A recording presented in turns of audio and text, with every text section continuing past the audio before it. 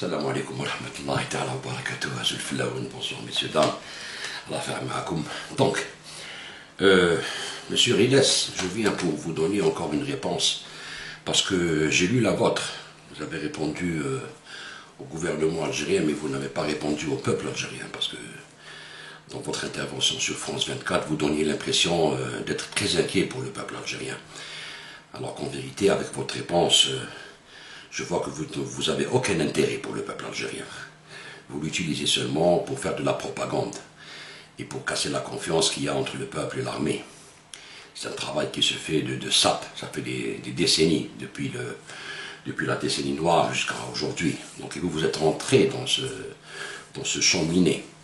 Donc je vais lire votre réponse et pour vous dire que vous n'avez pas répondu. Non, vous avez voulu noyer le poisson, c'est tout.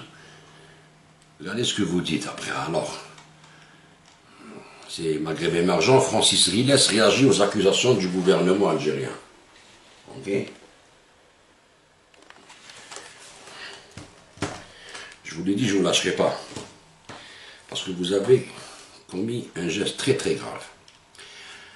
Alors, pendant les 20 premières années de mon travail de journaliste en Algérie, de 1975 à 1995, essentiellement pour le Financial Times et la WBC World Service, j'ai bénéficié d'un incomparable mentor en la personne de Mohamed Yazid, qui fut le représentant du FLN auprès des Nations Unies à New York pendant la guerre de libération nationale.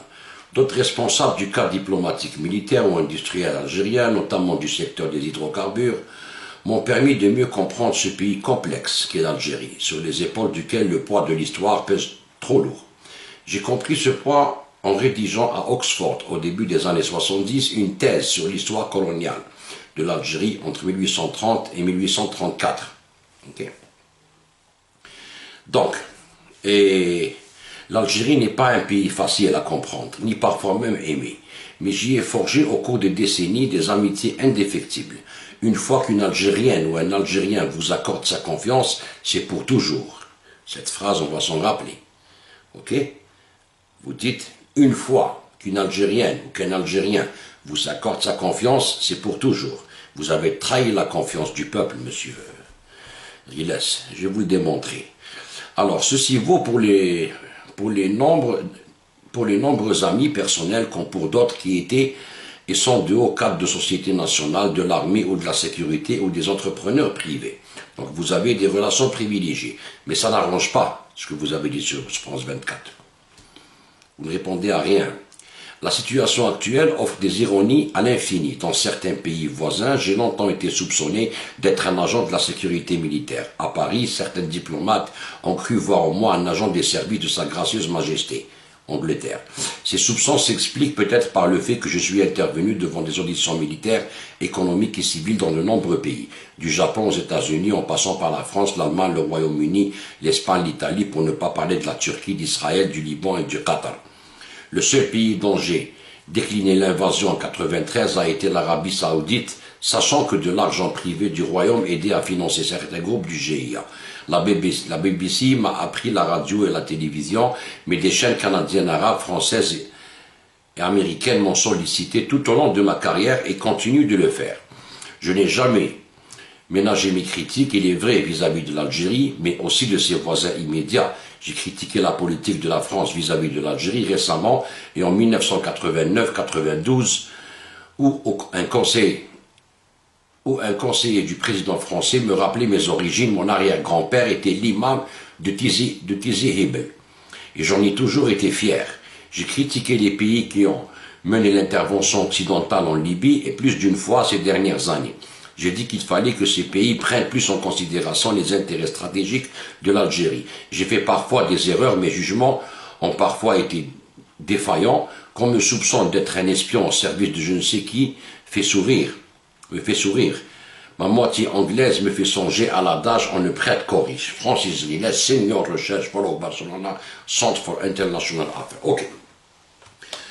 Donc là, vous dites que vous avez défendu l'Algérie, vous connaissez les gens, vous êtes fier de votre origine berbère musulmane, puisque votre arrière-grand-père était un imam de Tizi Hebel. Ok, il n'y a pas de problème, tout ça c'est bon, tout ce que vous avez raconté c'est bon, il n'y a pas de problème. On ne veut pas savoir tout ça, nous on le sait, moi je le sais personnellement, j'ai lu votre autobiographie, vous racontez tout ça. Le problème c'est que vous avez donné une fausse information et tendancieuse. C'est ça le problème. Le problème, c'est que vous avez dit que l'armée algérienne détourne du matériel et de l'argent donné par la Chine pour aider l'Algérie à combattre le coronavirus et qui a été détourné aux officiers de l'armée, ok,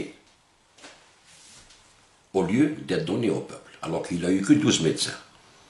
12 médecins ne peuvent pas soigner 40 millions, c'est faux. Au détriment du peuple algérien. C'est-à-dire, vous dites, dire que la Chine a aidé l'Algérie, c'est une insulte. Donc, vous avez créé un schisme entre le peuple et l'armée. Et vous n'avez pas le droit de faire ça. Pourquoi? Si vous aurez eu la bonne information, il n'y a pas de problème. Est-ce que vous avez des preuves? La question c'est ça. Avez-vous des preuves concrètes que du matériel chinois a été détourné au détriment du peuple algérien vers l'armée algérienne et les cadres supérieurs de l'armée? C'est ça qu'on vous demande. Sinon, vous avez donné des fake news, des fausses informations très très graves. Dans des moments comme ça, une pandémie qui frappe le monde, où toutes les nations ont besoin de l'union de leur peuple avec leurs autorités pour pouvoir combattre ce virus, qui fait des milliers et des milliers de morts partout en Europe, dont chez vous en Espagne, où vous vivez. Après, vous venez répondre et nous raconter votre vie. On n'en a que faire de votre vie, monsieur Riles. Votre vie, c'est votre vie. Est-ce que c'est ça la déontologie de l'information? Est-ce que c'est ça qu'on vous a appris dans les grandes écoles? Est-ce que c'est ça que vous avez appris à travers toute votre expérience, surtout en Algérie, avec les Algériens?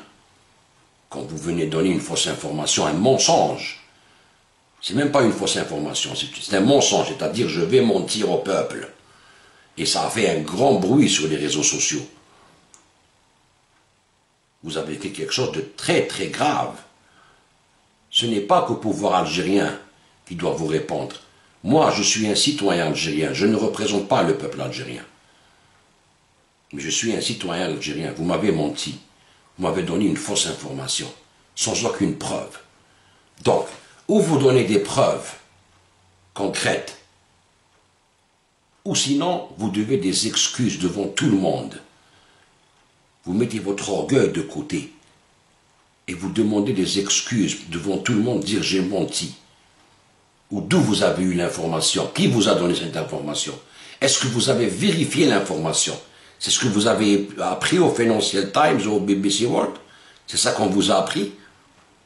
Si vous venez nous étaler votre CV ici, moi j'étais à la BBC, j'étais au Financial Times, j'ai fait des conférences avec des militaires en Turquie, au Qatar, aux États-Unis. On n'a pas besoin de ça. Ça c'est votre vie personnelle, ça ne nous intéresse pas.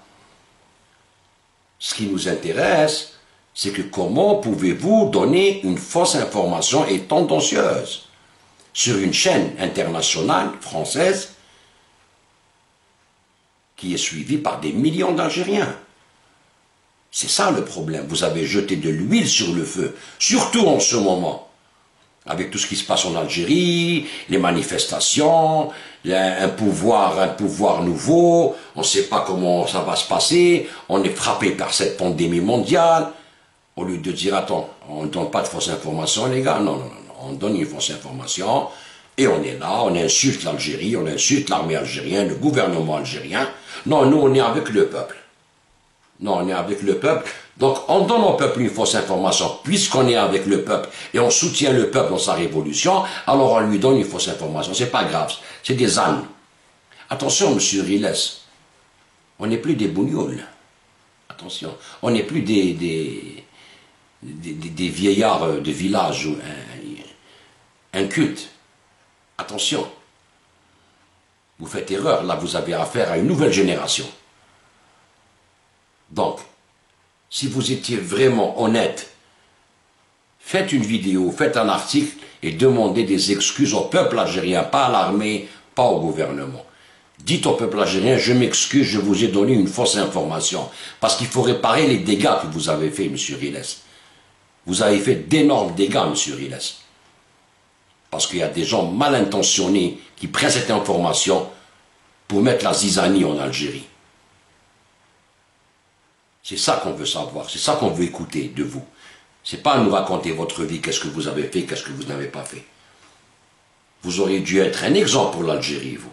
Avec tout le mélange que vous avez, Algériens, Berbères, de grands-pères musulmans, vous avez vécu en Angleterre, vous êtes juif, ça représente l'Algérie, ça. Ça représente un Algérien peut-être de tout horizon. C'est ce qu'on n'arrive pas à comprendre chez nous. C'est ce qu'on essaie de réparer. C'est ça le plus grand problème de l'Algérie. C'est qui sommes-nous? Alors, au lieu de servir l'Algérie que vous dites aimer, et que vous dites que le peuple algérien, les Algériennes ou les Algériens, s'ils vous donnent leur confiance, c'est pour toujours. Oui, mais c'est pas à n'importe quel prix la confiance, M. Riles. Vous auriez pu donner des conseils. Dire attention, ne vous divisez pas, vous avez souffert d'une colonisation, vous êtes multi-ethnique, avec vos études, votre savoir, vous aurez pu être une personne qui pourrait donner vraiment des leçons aux Algériens, aux jeunes générations montantes. Au lieu de cela, qu'est-ce que vous avez fait? Vous êtes venu pour jeter de l'huile sur le feu, en pleine pandémie mondiale, et dire ils sont en train de vous voler vos médicaments et le matériel chinois qui est normalement destiné au peuple algérien. Vous n'avez aucune preuve, ni du matériel, de quoi il s'agit comme matériel, c'est quoi le matériel qu'ils ont envoyé, combien de médecins. C'est quoi ce matériel qui a été détourné? Et ils ont construit la mosquée à 10 milliards de dollars. Est-ce que la Chine, ils ont des compagnies privées? C'est un parti unique. De quoi vous parlez? C'est le socialisme là-bas. Il y a toujours la main de l'État dans toutes les compagnies. Toutes les compagnies. Pourquoi vous montez, monsieur Riles? C'est ça la question. Il ne vous reste qu'une chose à faire. C'est de demander pardon aux Algériens. C'est tout. C'est pas la peine de nous raconter votre vie. Alors si vous êtes honnête, faites-le. Ne dites pas le gouvernement, je réponds au gouvernement algérien. Non, c'est moi, je suis un citoyen algérien, je vous réponds. Je ne suis pas le gouvernement algérien, moi. C'est tout. Vous m'avez menti, réparez votre mensonge. C'est tout. Salam alaikum. Bonsoir.